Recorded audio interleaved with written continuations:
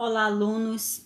Dando prosseguimento ao conteúdo que nós iniciamos na aula anterior, veja bem que nós iniciamos falando sobre o solo, verificamos assim as camadas do solo, verificamos também alguns recursos que podem ser retirados do solo.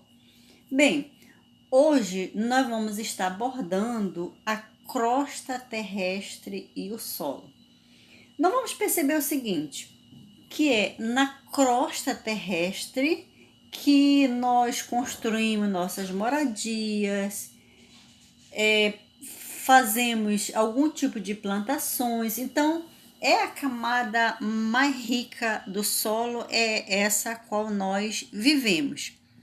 Eu volto a falar de novo, a gente já falou na aula anterior, que é nessa camada que existe esses grandes fatores que permitem o desenvolvimento de várias espécies de seres vivos, ok? Então, a gente vai perceber que a ação humana e a ação de outros animais também fazem com que esse solo ele fique desgastado ou que ele sofre processo de alteração, tá? Até mesmo o próprio fator da natureza, os fenômenos, como por exemplo a chuva, o vento, eles provocam algumas situações de mudança no solo, tá bom? Então a gente vai perceber também que os processos naturais relacionados com o desgaste, vamos supor assim, como eu acabei de colocar para vocês, o vento, ele é um dos fatores que ele vai provocar certas mudanças em uma parte do solo, como por exemplo, a gente pode citar aqui em locais onde é bastante areia, o vento ele tem essa força de carregar uma pequena parcela da areia e depositar em outro local, tá? E de onde foi retirado já vai provocar certa mudança. Uma outra situação que a gente coloca também é a questão da temperatura. A temperatura ela pode também provocar ou alterar alguns processos no solo. Veja bem que eu estou falando de crosta terrestre, estou falando nessa camada superficial a qual nós vivemos, tá? Então todo esse processo de desgaste que o solo vem sofrendo, ele é chamado de intemperismo. O intemperismo ele pode ser provocado, como por exemplo, pela ação da chuva, pela ação do vento, tá? São alguns dos fenômenos da natureza que podem provocar essas mudanças. Quando eu colocava ainda agora há pouco a questão do vento, ele não vai carregar, digamos assim, as partículas mais pesadas, ele vai carregar aquelas que são bem mais leves, tá? Então, com uma força do vento, ele vai depositar em outro local. Então, vai sofrer aí essa mudança nesse local onde foi depositado uma pequena partícula, ou seja, fragmentos, que nós chamamos, né, fragmentos, proveniente dessa mudança de temperatura. E inclusive formando até outros solos, que essas pequenas partículas ela vai se agregando a outro tipo de solo e vai formando um outro tipo de solo.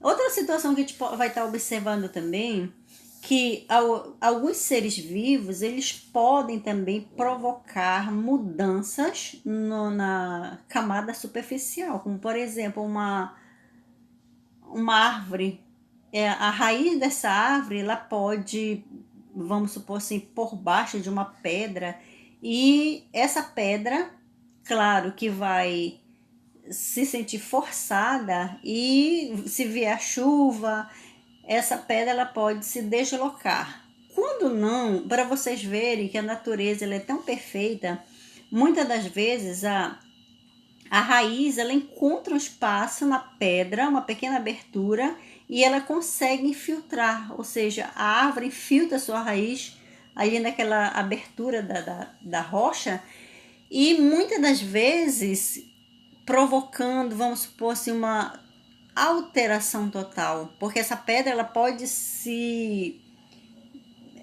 partir em pedaços menores, tá? Ou ela pode se deslocar.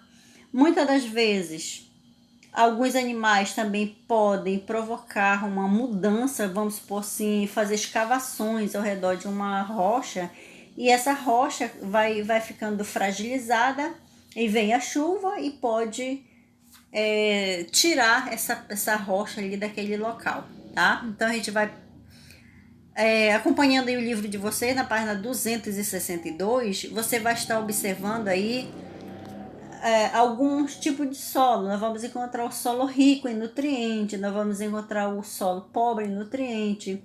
Uma das coisas que nós temos que ter em consciência, ou seja, em suma consciência, de que a vegetação ela funciona como se fosse assim um tapete, protegendo a camada superficial do solo, tá? Então, só reforçando novamente, a camada mais externa é a camada que é mais rica em nutrientes. Quanto mais profunda for essa camada, mais pobre em nutriente ela vai se transformando. Vamos falar um pouquinho sobre as características gerais do solo. Então, nós temos o solo do tipo argiloso, o umífero e vamos supor assim, deixa eu só relembrar de novo, umífero, argiloso e esqueci o outro nome, depois eu lembro para vocês, tá? Então, como é que nós vamos identificar? O solo, a cor do solo, ele tem muito a ver com a sua característica. Quando é que um solo é argiloso? Quando ele contém, ou seja, como é que eu vou reconhecer? O solo argiloso, ele não permite a filtração da água, ou seja, a água pode até filtrar, mas isso demora muito tempo. Já o solo arenoso, que é o composto basicamente por areia, então se você colocar um pouco de água na areia, você vai observar que aquela areia rapidamente vai sugar a água que você colocou, tá? Quer dizer, ela permite essa filtração. O umífero, ele apresenta uma coloração bem escura, visto que ele é resultado de vários nutrientes, uma mistura de nutrientes, então faz com que esse solo ele tenha uma coloração bem mais escura, tá? Então, repetindo, o umífero, o argiloso e o arenoso. O umífero, a coloração mais escura, o arenoso, composto basicamente por areia, e o argiloso é aquele que não permite a infiltração da água, tá? Aqui na nossa região amazônica nós temos todo esse tipo de solo. Nós temos o umífero, temos o arenoso, mas o que predomina mais é o argiloso, tá? A gente não percebe assim porque, por exemplo, quando você anda nas ruas da nossa cidade, você vai perceber que ela é basicamente asfaltada, tá? Algumas bem asfaltadas e outras quase, mais ou menos, né? Mas é nessa situação. Em algumas regiões aqui do nosso Amazonas, nós temos algumas cidades aqui do interior que você encontra solo do tipo arenoso, tá? Agora, interessante é que os vegetais, eles conseguem fazer essa adaptação, se adaptar a esses tipos de solo, tá bom? E vamos encerrar assim falando sobre essa grande diversidade, né, dessas características do solo. O agricultor, ele mais do que nunca ele conhece o solo específico para a sua produção. Vamos supor assim, quando a gente fala assim na porosidade do solo, a gente está se referindo exclusivamente vamos supor assim, as partículas, né? Então, quanto mais poroso for, no caso, essas partículas menores, elas tendem a se agregar mais com facilidade, tá? Então, gente, no básico que nós tínhamos para apresentar para vocês, com relação ao solo, é isso aí, tá? Aí nós temos aí na última página, página 266, onde está sendo realizado um experimento, onde no caso a gente não pode ainda estar coletando esse tipo de material para fazermos experimento, mas quando tudo isso passar, a gente vai estar realizando as nossas aulas práticas para que a gente possa absorver mais esse conhecimento, ok?